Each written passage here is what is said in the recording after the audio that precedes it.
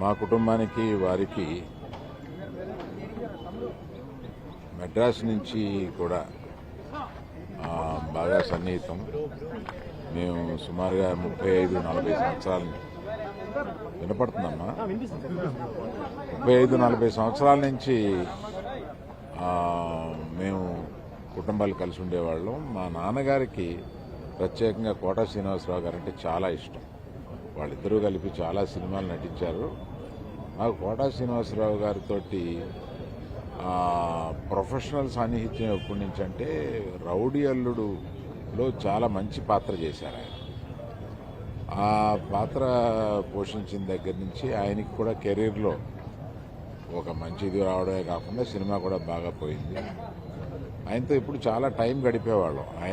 ఆయనతో టైం గడిపితే తెలియదు. చాలా సరదాగా చాలా చలుక్తులు వేసి చాలా బాగా మాట్లాడతారు ఆయన.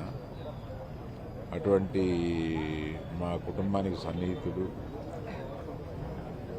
అదే కాకుండా ప్రభాకర్ గారని ఆయన అల్లుడు నా దగ్గర 30 సంవత్సరాలుగా ఉంటున్నారు.